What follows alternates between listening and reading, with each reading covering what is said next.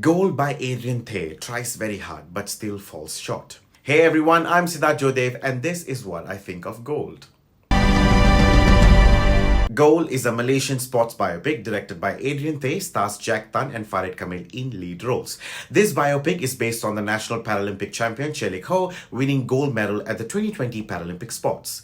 Chelik Ho is an extraordinary badminton player with such great passion for badminton and he has unbeatable record in the game. However, at the peak of his career, he was diagnosed with branchial flexus nerve numbness. I think I pronounced it correctly. What's that? Please Google. With an ongoing health crisis and some ups and downs in life, this film kind of narrates how did he overcome those challenges and he won the gold at the Paralympic Games in 2020, ultimately creating an important history for Malaysia. Now, this is all they give you in the film. Nothing much, nothing less. Now, when it comes to sports biopic, right, you must agree that to a large extent, there's a fixed format when it comes to the storytelling technique. A common man wants to play the game, faces challenges at the beginning, then training montage, and then he becomes really good at playing the game. Suddenly, there's a conflict, and then the conflict is resolved, and finally, they emerge victorious. This is the format. We have seen many sports biopic with similar format. For an example, Rudy, Remember the Titans, MS Dhoni. Now, when you already have a fixed format, the trouble is, how do you break away from this existing format, or how do you keep this format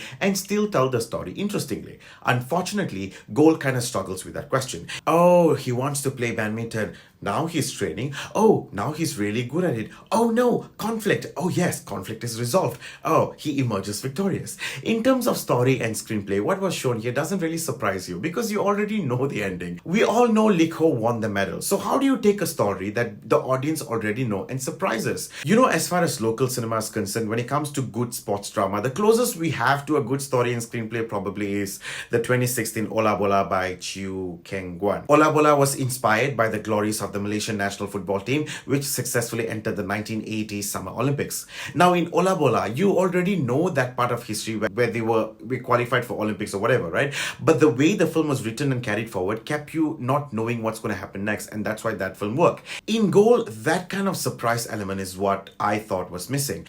Maybe the linear storytelling is the problem here. What if we don't go from the past to present like how they showed in the film? What if we go from the present, then we go to the past, then we come back to the present, and then we go to the past and present again to show how the present scenario is the effect of the past implications? Or what if they use circular or recursive structure where the film starts and ends at the same point, creating a loop-like effect? Just the final game on loop and we see constant flashback. I don't know, something as long as we show the impact of events by juxtaposing different time periods, you can show how past events influence present situation and characters. Do you understand? The structure of the storytelling is so simple and so mainstream that it doesn't excite you or surprise you enough. Or worse, you don't feel much for the character because you're just like, yeah, I'm watching you, but do I feel you? I don't know. Oh, another thing that felt very odd for me in this film is the breaking of the fourth wall. The characters in this film, very oddly, here and there, for no reason, breaks the fourth wall in the middle of their scenes to address the audience.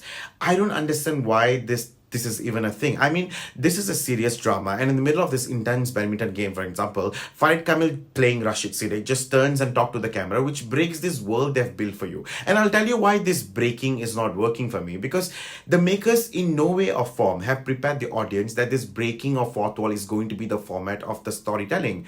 You know, so after watching the film for the first 40 minutes and without like any breaking of fourth wall, then you suddenly have one scene where they break the fourth wall, and then for the next 30 minutes that doesn't happen again. So there is no consistency even if they want to do this breaking of fourth wall. If you want to make a documentary, mockumentary, or just a silent movie, you must establish the format and stay consistent, right? Here they're not consistent with this breaking of fourth wall. So it's like, oh, here I want to do it, so I'll do it. Oh, here I'll do it, so I'll do it. So you're questioning the overall narrative structure. Like Frankenstein style, you know, just put pieces and style and format together and hoping that it'll work to create something unique. Some films it works. Unfortunately for Goal, it didn't really work. It kind of suffers. But one thing about this story that I feel the makers were half is when they talk about politics in sports, like how athletes in Malaysia are not taken care of, how much an athlete must sacrifice and how little do they get in return from the government. I personally feel this is a wasted opportunity because you already have a subject that is so close to allowing yourself to speak about the issue of athletes not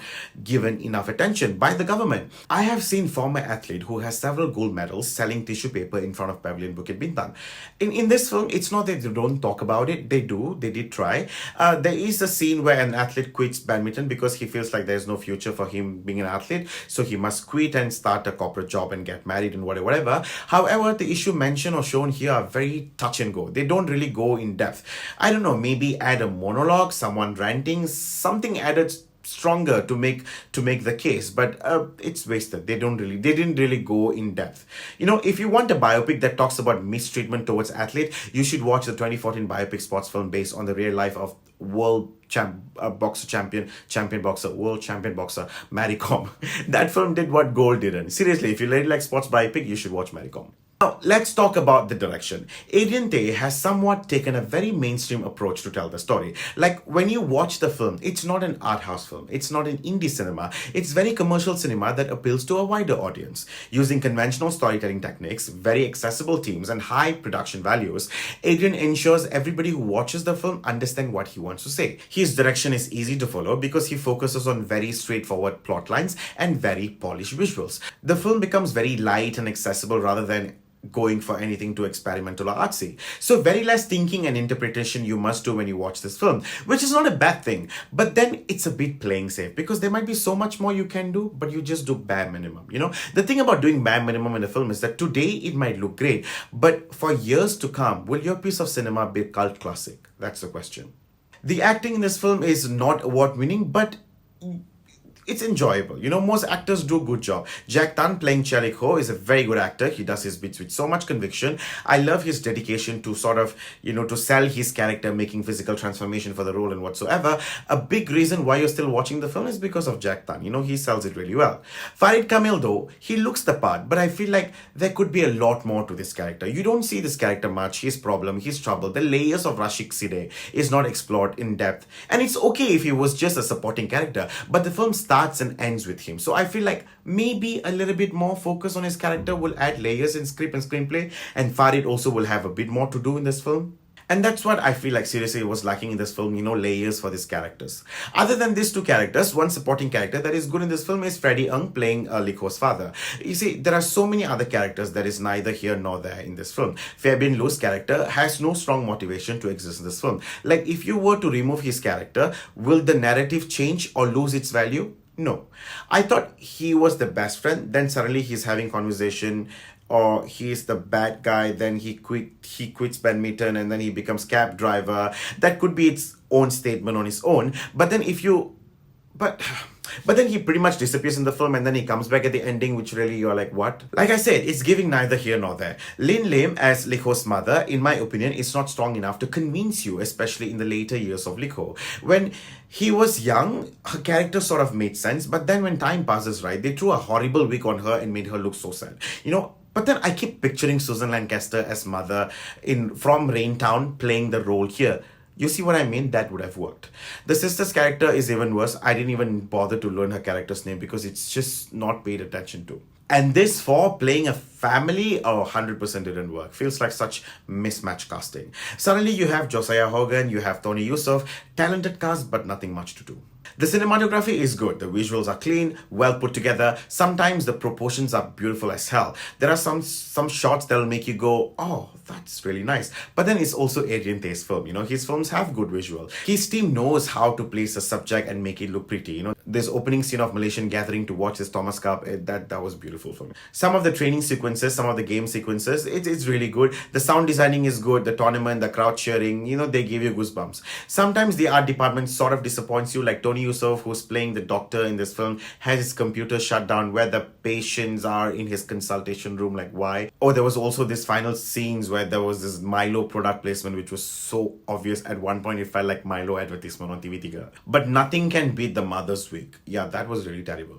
Other than some minor things, for a good commercial film, it has good cinematography. So, okay. So, on a scale of 1 to 10, Gold is...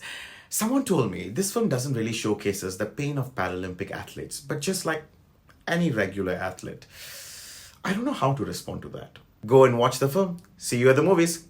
Thank you for watching the video. If you would like to watch more reviews and podcasts and a lot more fun stuff, we are KAYPOH on all platforms.